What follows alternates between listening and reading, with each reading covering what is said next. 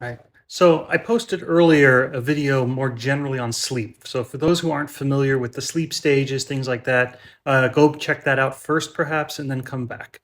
On this topic of lucid dreaming, though, and sleep paralysis, let me go back to a graph that I showed in that last video. So what you see here is the standard graph showing the stages of sleep. And as I talked about in that other video in detail, you go through certain phases before eventually moving into REM sleep.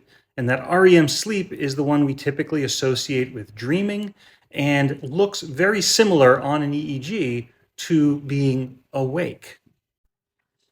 So, as you progress through those stages of sleep, one of the things that your body does to help protect you is to paralyze your body, is to turn off the muscles so that you don't respond to those dreams and flail your arms and run and injure yourself or others.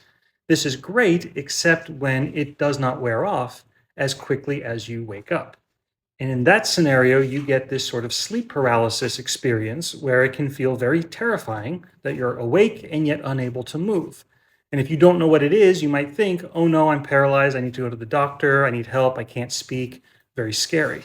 But it turns out it wears off very quickly, is not uncommon, and in the past was thought to have mythical causes, some even describing it as an invisible witch sitting on your chest.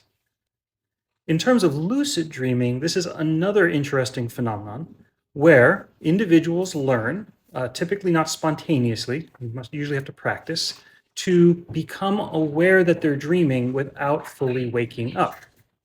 It's been a long time since we've known about this, but it's only recently that we've done some brain scans to better understand the phenomenon.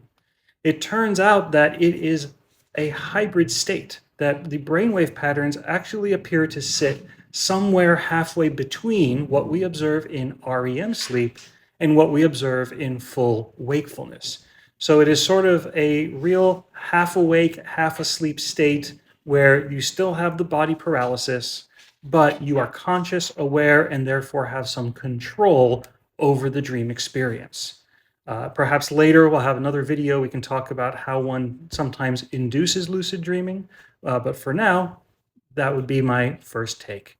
As always, if you like this content, please follow, like, and comment with ideas for future videos.